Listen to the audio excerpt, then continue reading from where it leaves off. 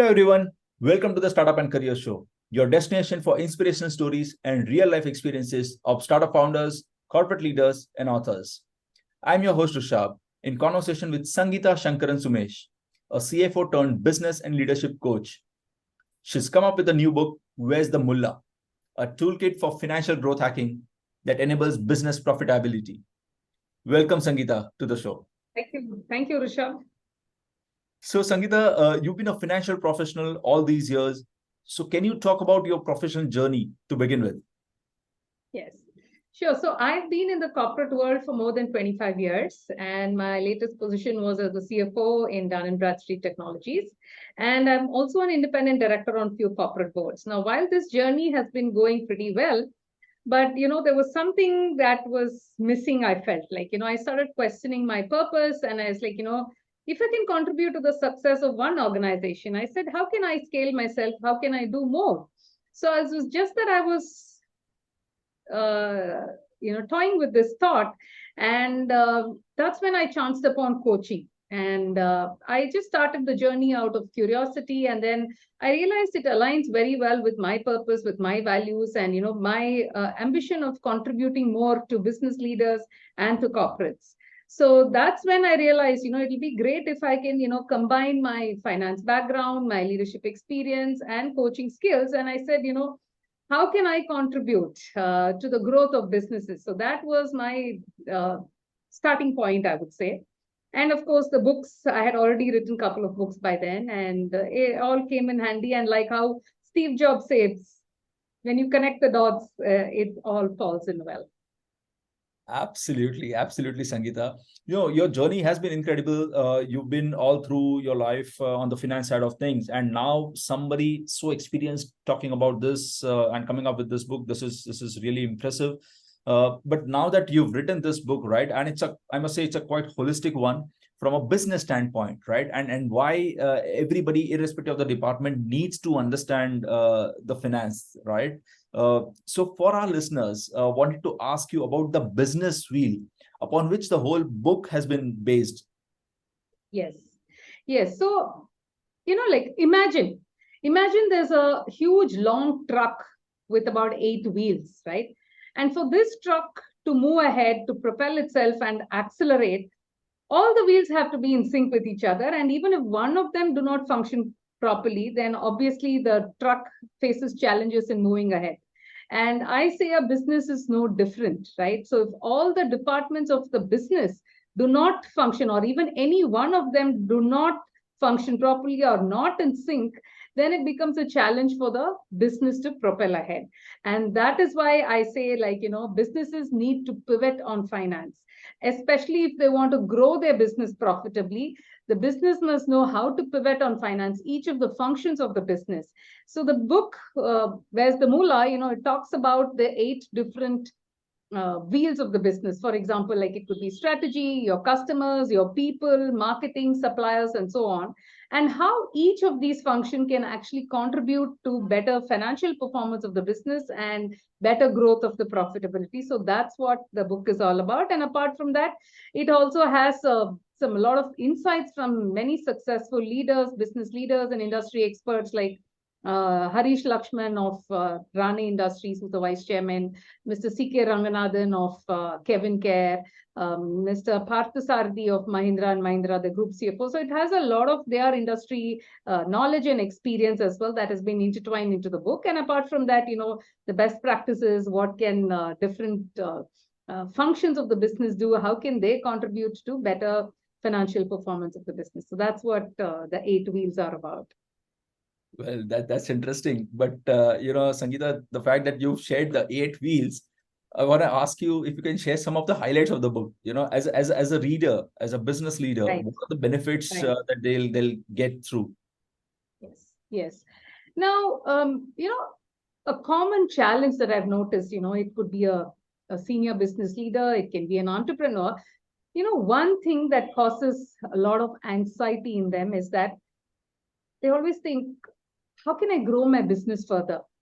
What actions do I need to take for better financial performance of the business? How can the business be more profitable, right? So these are like common thoughts most of the leaders have when they are in business. So this book enables such business leaders and also aspiring leaders to basically think in this direction. So it tells you how to pivot on finance. It has a lot of scorecards, templates that helps you to measure the progress. It also has stories and examples and industry experts sharing their insights, like I mentioned. That apart, it also tells you the common mistakes, the mistakes you need to avoid, because I believe everybody doesn't have to do the same mistakes, right?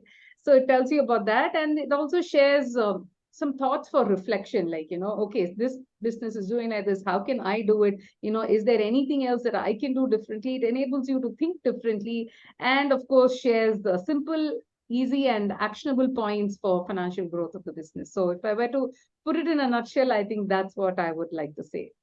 Interesting. But you touch base upon the common mistakes, and I wanted to pick your brain on that. What are the common mistakes that businesses commit while setting financial goals, right? And in the book, you also suggest the Tom framework as a solution.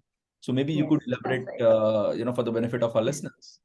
That's right. That's right. So I always say the starting point is when you have financial goals, right? Because many times it's like a blind date, when the business leader, they just start off without having proper financial goals. So I always suggest that the starting point can be financial goals. And the TOM framework that you mentioned about, the acronym TOM is T stands for the time frame. So what is the time frame? What is the business needs to achieve in a short term, medium term, and long term. And then O stands for the objectives. What are the objectives? Why is the business needs to do certain things, or how the business needs to propel in which direction, and all those are coming to the objectives. And M is to measure, because you need to measure your progress, right? So what are the frameworks that you have? What are the metrics that need to be measured? What is important for the business that indicates better growth of the business? So that is what the TOM framework is all about. But Sangeeta, often people talk about return on investment, right? ROI. But in the book, you also recommend a different financial metric that Yes, businesses need to focus on, and that is ROE. And that's that right. is return on Yeah, expense. So can you that's right. talk about Yes. that aspect? Yes, absolutely. Yeah. So return of investment, like we know, is a common metric everybody uses.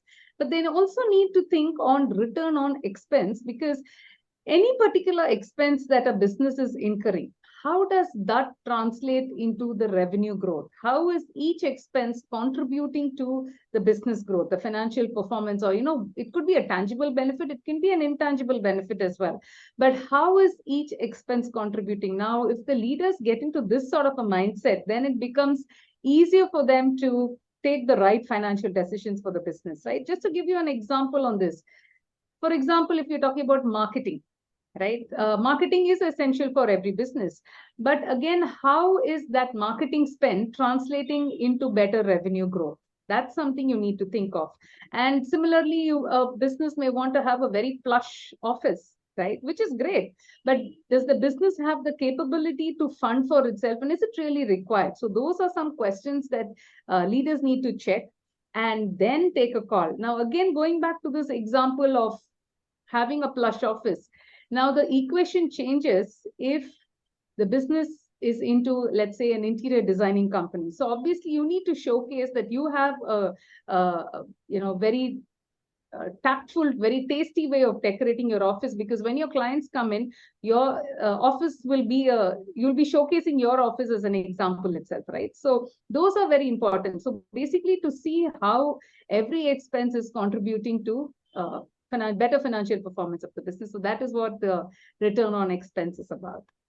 That's incredible. But tell me, Sangeeta, what are the mistakes businesses commit regarding expense management? Because there are multiple ways, right? I mean, and in the book you illustrate certain parameters as well. So can you share some thoughts there? That's right. So in the book, if you notice, Rishabh, at the end of each section, each chapter is divided into sections. So at the end of each section, I have highlighted what are the common mistakes one needs to be careful and one needs to avoid. So talking about the spend management, right? So I have given another acronym there to manage the spend better, which is CARE. So CARE, I think C stands for the control mechanisms in place. A is to say, is there any alternative for the spend? R is, required. Is the spend even required? And E is to see how it is enhancing to the better business profitability, the return on expense that we just spoke about. So this is a framework that I've shared. And based on this, I have also given, what are the pitfalls one needs to be careful, one needs to avoid, so that everybody doesn't have to do the same mistakes, right? And then be careful of every little thing, every financial decision that you take. Now, another thing that I tell most business leaders is that every decision that they make will have a financial repercussion on the business. So before making any sort of decision, it is essential that you think of the financial implication your decision will have on the business. Now, once you start thinking on those lines, it becomes easy, a lot easier for you to take the right and prudent financial decisions in the best interest of the business. But Sangeeta, to make this topic interesting, I see that you've come up with some very nice acronyms, right? And now I wanted to ask you about VUCARD, right? Because we've heard about VUCA, but now what is VUCARD? Yeah. So yeah, VUCA, like we know, is volatility, uncertainty, complex, and ambiguity, right? But I also felt it's important the businesses look at the risk, because there's risks, so much of risk in every little thing that a business undertakes. So they need to be cognizant and be aware of what are the risks. So I thought R is the risk that is important as well. And then the D is the disruption, right? I mean, disruption is happening at such a fast pace. See, disruption has always been there. But now we're all talking so much more about disruption simply because the pace of disruption is a lot faster. And therefore, I thought it is very important for businesses to be aware of these things, because we always talk with the VUCA, but look at the risks over and above that and the disruption that is happening, in your industry, not just your industry. It could be from the, unknown industry, somebody else suddenly jumping into your industry and disrupting you. So that is why I thought it's essential for businesses to be aware of these other aspects as well, apart from just the VUCA. And that is why I came up with VUCARD. Interesting. And you've also, mixed spirituality in the business, right? So I wanted to ask you about business karma that you talk about in the book.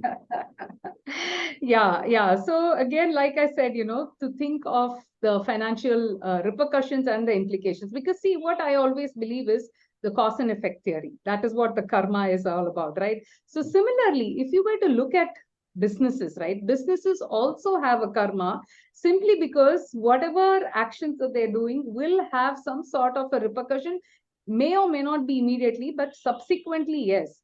Because, for instance, take the lockdown that we had. There will be different government rules and regulations. Now, these things are totally beyond our control. But there are things that are well within your control, which is what you need to look at while managing a business. So that is why I wanted to stress on the importance of the business karma. So just to give you some examples, right? Now, if you have sufficient cash reserves, right? If you already had, then at the time of the lockdown, for example, you would not feel so much pressure, especially during any challenging time. So therefore, having sufficient cash reserves will help you at a later date. The cash reserve is something that you've built over a period of time, and that's what comes in handy, right? So similarly, if the business is solely dependent only on one supplier for all the major supplies, right? Then, and if the supplier goes kaput for whatever reasons, then your business gets impacted.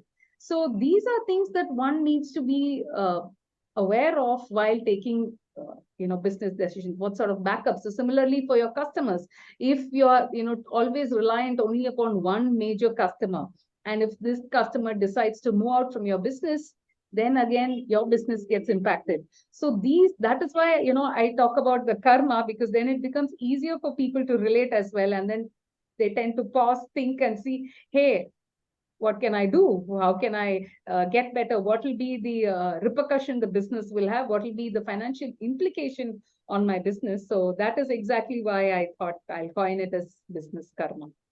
Interesting.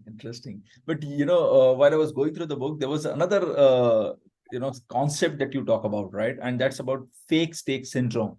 So can you help us understand that as well?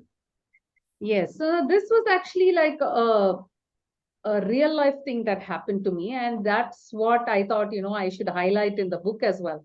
Now, I had met a very successful business person, and he wanted to meet me one day. So he just said, can we meet up for coffee? So I said, yeah, no worries.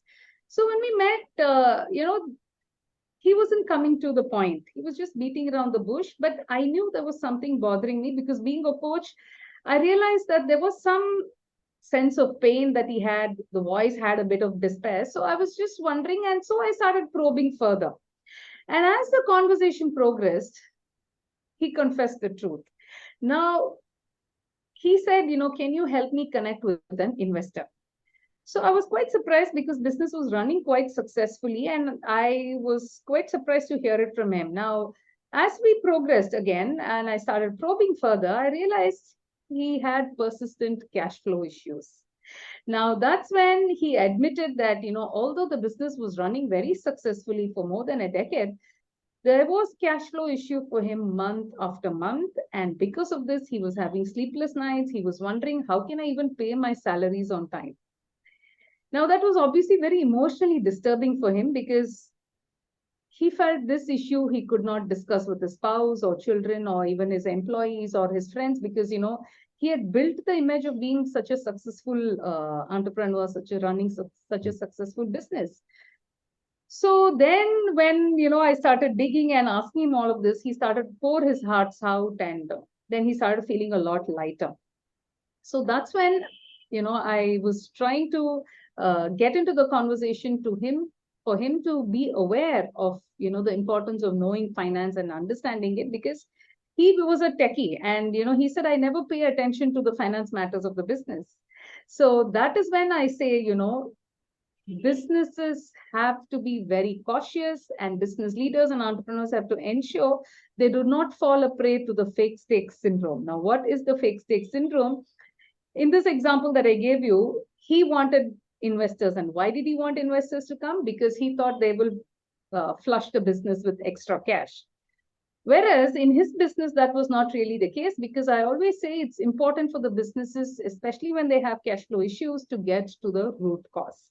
And therefore, I wanted him to be aware of it and to see what was the root cause. So as our coaching conversation progressed, there were many things that were uncovered. And the end of it, he realized that, a new investor would mean he would solve the cash flow problem, but that would be temporary unless he goes to the root causes and fixes it, right? So therefore, he realized he needs to get to the root cause and then fix that. And he needs to have a better system of working capital management. And also he realized that his revenue model wasn't right. So, there was a mix of all of this, which is what was leading to his cash flow issues. And he thought an investor would come in and make his life easier, but that's not what it is. So before people approach investors and asking for extra cash, it would be good if they could, check for the fake stake syndrome. Is it like, just a temporary thing that they want to partake with and get the money in? Or is there something really not right in their business? So that is what I wanted to caution businesses about. Wow. Wow. Thanks for sharing this, Sangeeta, because this is, and this impacts so many people, right? And it not only impacts just on the business side of things, but also on the personal side of things. And then, therefore, I wanted to ask you with respect to that, because you beautifully talk about bucketing principle in the book. So how it can be used for business finance or as well as personal finance as well. Yes. Yeah. So the bucketing principle can be used by both businesses or even, people when they want to manage their personal money better, So I say the bucketing principle consists of mainly two main buckets. And what are they? It is the non-negotiable bucket and the negotiable bucket. So as the name says, what is basically negotiable and what is not negotiable. So, and then there are further buckets under this. So what are they? Like, if you look at the non-negotiable bucket, the first one I would call is the uncompromising bucket. Now, like the name suggests, these are expenses where you cannot compromise. So to give you an example, in the case of a business, you cannot compromise on the salaries of your employees. You cannot compromise on repaying the loan, right? And similarly, in your personal front, it could be like you need to buy your groceries. You probably, if you're living in a rented place, you need to pay for your housing, right? Your rentals, whatever. So those are things that you cannot compromise, right? So that's the uncompromising bucket. And then comes the sentimental bucket. Now, we're all humans end of the day, right? So we are sentimental about certain things. So in case for business, it could be like, for instance, paying ex gratia to an employee who served you for a long time and you want to reward somebody for an exceptional performance. It could be that. Similarly, in your personal front, it could be, let's say, your mother's milestone birthday, right? So these are things you don't want to really compromise on, right? So that becomes your sentimental bucket. And then you have your investment bucket. Like the name says, what does the amount that you want to invest further into the growth of your business, or in the personal side, of course, it could be like investing into some mutual funds or the stock market, whatever, because we need that, we need to invest so that we get better financial growth. The fourth one under this is the return on expense bucket, which I think we already spoke about. And the example I think I already shared could be like a marketing expense. And then in the personal front, for instance, it could be like you want to invest in your higher education, right? For instance. And so what is the return that you'll get by undertaking a new course? Is it really going to help you in the growth of your career? That's something you can check about. The fifth one is the timing bucket, right? So what is the timing bucket? Things that you cannot postpone, like your statutory obligation, right? For be it a business or personal, the taxes that you have to pay, it's not negotiable, and neither is the timing negotiable. So that's what the timing bucket is about. So now let's look at the negotiable bucket. So what is there in the negotiable bucket? Again, some more classifications here. So one is the compromise bucket. The compromise bucket is like expenses that you could compromise on, not that you necessarily have to incur. For example, the best thing would be on travel, right? Now, earlier, every meeting we used to travel, right? But now with the virtual world, the world itself is shrunk. So is there a way that you can do away with this cost? Because you could compromise at the same time, you're connecting virtually, right? Yeah. So, and similarly on a personal, it could be like a holiday, like, may not be the best time for you to go on a vacation right now. If you're pressed for cash, you can always say, hey, I'll do it next quarter, for example, right? So that is one. The second one here would be the extravagant bucket, like, so that is like spending on things that denote luxury, like having a branded watch or, the high-end mobile when you can't really afford it, right? So that becomes crucial. I'm not saying you should not, but you should have the financial prudence to know when to invest, and when to procure such things. So that is the extravagant bucket. Then comes the cheat bucket. The cheat bucket is like, the common thing, especially at the start of every year. What do we do? Hey, I'm going to lose some X kgs this year, and therefore I'm going to go and sign up for my gym membership.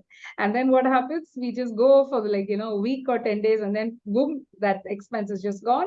So beware of your cheat bucket. Similarly, in a business, it could be some subscriptions or other club memberships, for example, which one needs to be watchful of. And then the fourth one would be your alternate bucket. Now, just to compare what are the options, right? Is there another vendor who's offering me at a better rate, a better quality, better features? So it's always good to compare before spending an amount. And the last one here would be the delay bucket. Like, now we live in a world of instant gratification. So is there a way that we can wait and, just postpone the expense by a few, maybe even next month, or after 6 months, maybe after a year? Is that okay? Do I really have the patience to wait for it, or is it that an emergency that I need to get it right now? So just that by delaying, sometimes the human mind, just tricks you. And it helps you to say, hey, yeah, actually, I don't need it. You may think that it's so important today, but after a week, you may say, hey, you know what? I don't think I need to be. And, it helps you stops you from becoming a prey to impulsive decisions. So those were the negotiable and non-negotiable buckets. Wow, that's pretty interesting, because you've simplified these many areas, right? I mean, how to go about with expense management. But Sangeeta, I also noticed that you mentioned about the organization culture in the book. Now, how would you link that with profit growth? And I wanted to ask you, because not many finance professionals talk about setting up right culture in the team, because they think this is an HR job in a way, right? So I wanted to have your perspective on this.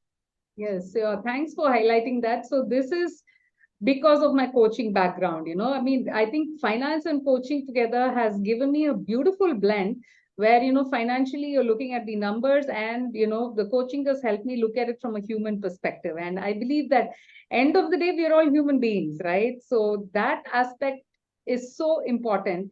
And that is why, I wanted to highlight the importance of culture, because, if you look at most corporates, people look at finance totally different and the HR function totally different. But hey, like I said in the beginning, we are all part of the entire business, and each function contributes so effectively and efficiently for the growth. So if you want your business to grow, you need to focus on the people aspect, because I say it's your people are the ones who actually make your business. They make or break it, right? So you need to factor in the importance for your people, and therefore it's so essential to have the right culture within each organization. I say it's HP for HP. That is nothing but high performance for high profits. And the high performance is brought in by your people. And the people are driven by the culture in your organization. And therefore, that's what makes it very, very important to focus on the culture, the right culture within the teams, within your entire organization, because that's what will lead for your business to grow, especially better financial performance. Like, let me share a little example that happened in a client's, it was a multinational. And one of the top management executives there, just for the sake of power and the position to say, hey, that, I'm so important, even at the slightest of the mistakes that any of the employees would do, this leader would go into the open area, where everybody's sitting. This is a tech company, and everybody is sitting in an open area. So would go and pull up a person who's done even the slightest of the mistake and just scream and shout at them left, right, and center, and make the person feel so ashamed of what they have done. And it's not just that person, even the others around them are feeling so highly uncomfortable. The colleagues as well. And there was a sense of fear. There was no psychological safety that happened, right? And therefore, as a result of this sort of culture, it was not just with one person, it was across different divisions, different departments, and everybody used to get pulled up for, nothing major. And this sort of culture that was prevalent in the organization, and therefore it impacted the attrition. People started leaving the organization very, very quickly because they did not want to work with such a leader, right? And this, looking at an alarming attrition rate, it went to their global headquarters, and then they started probing and then finding out why is it suddenly like so many people, it was like a mass thing that people were quitting the organization. And that's when they realized that the culture was not right. So, I always say, when you appreciate somebody, you do it open in the public because everybody feels good about it. But if you want to critique somebody, however big or however small the mistake can be, do it privately. Take them to a cabin or a meeting room, and then you can always talk to them. And people are also more open, and they accept that feedback a lot better. So therefore, that's why I want to insist on the importance of culture. What sort of culture that each business is building there. And that is going to help your business to grow better, because people, are the ones who contribute to your business. True, true. So, Sangeeta, I think this is very important, and thanks for putting this across as well in the book, because people will not expect this part of the story to be covered in a finance book, so to speak, right? So, thanks for that. But so that's why I say the book pivots on finance, right? And how every function can contribute successfully for better financial performance. Absolutely, absolutely. But Sangeeta, you've been on finance side of things all your life. So I wanted to ask you, how should startups pitch to their potential investors? Because this is the most common question, right? And the investors feel that the startups are not ready, or they've not come prepared. The startups feel that we've given everything. So any mantra that you suggest? Yes. So this has a mantra again, and the mantra or the acronym is pitch. So it becomes easy, right? Pitch for pitch, right? So what does the P stand for? So, when you're going to an investor and highlighting and showcasing your business, I would urge the startup founders to, ensure that you're covering on each of these 5 aspects. So which is, the P stands for the problem. What is the problem your business is solving, right? So highlight that. That is the P. Then I is your investment that's required. Now, what are you going to do with the amount the investor is going to put in, right? How are you going to effectively utilize that amount in the growth of your business? How are you going to scale your business with the amount of investment that you're getting? T stands for your team composition. Who are the co-founders? Who are the significant people in your team? Do you have any mentors? Are you working with any coach? Is there any industry experts? Who was there in your board? Do you have a board of advisors? So on and so forth. That will add value to the investors, because they'll also feel comfortable that saying, hey, yeah, this is a well thought of business. So that is the T. C is your customer and your market strategy. How are you planning to get your customer database? How are you going to grow your customers? What is your go-to-market strategy, right? How are you going to scale from where you are to where you want to be in the business in the next couple of years? So talk about that. And then H is your high-level numbers, right? How is the financial performance of your business been in the past? How is it at present? How do you forecast it? What sort of projections do you have? What sort of margins are you planning to make? How will the investor, get their 2x, 3x, 5x that they want? So talk about all the numbers. So by following this framework, you will be able to convey your message effectively to your investors, and they will also hopefully feel impressed, and it'll enable them to take the right decision of investing into your company. So I thought it'll be good, since it's a startup show, it'll be good for people to utilize this framework, and I've mentioned it in the book as well. Yeah, this is really helpful because it is very concise as well, right? It is not very long, and to grab someone's attention for so long is also not easy, right? So I think this is a very simple framework, so to speak. But and easy to remember as well. Yeah, absolutely, because no such startup founder can forget this word, Yes. right? Pitch. Yeah. Interesting. Yeah. But Sangeeta, it's been great that we have spoken for about half an hour on this topic. But before you leave, wanted to ask you if you can share some of the tips from the book that will help business leaders and entrepreneurs to make financially prudent business decisions. Right, right. So I would urge them to focus on three important things from a finance perspective. So one is your financial dashboard, where, at one glance, you look at it, you will know at a high level how the business is performing, right? So you will know, for instance, how are your top customers, how are they contributing to your top line, how is your gross margin, your vertical wise profitability, for instance, how is your cash position, and so on. So whatever is important for the business from a finance perspective, ensure it's there in the finance dashboard and look at that. The second one would be to look at the financial efficiencies in the business. What do I mean by that? Now, whatever amount that's been invested in each operation of the business, how is it yielding revenue? So look at it from a financial efficiency perspective. And the third one would be your financial metrics, right? What are the key metrics that you need to focus on that's contributing to better profitability, better growth, right? It can be like margin per customer, for example, or it can be like revenue per employee if you're a headcount heavy organization, or it could be like your debtors turnover, your cash collection, so on and so forth, whatever is so important for your business. So look at your finance dashboard, your financial efficiencies, and the financial metrics. And again, I would like to re-emphasize to think about the financial implication on the business before making any decision. So by looking at these three at a high level from a finance perspective, the business is well covered. Well, on that note, Sangeeta, thank you very much for taking out time today with us. I think it was a great conversation. You made a so-called seemingly tough topic very simple. Because many people, they often say, as you mentioned in the earlier conversation as well, right? That techies, they built a big company, but they don't look at finance, right? And this happens with multiple leaders as well. The complex topic, you have simplified it in a very beautiful way. Thank you for that. Yeah, most welcome.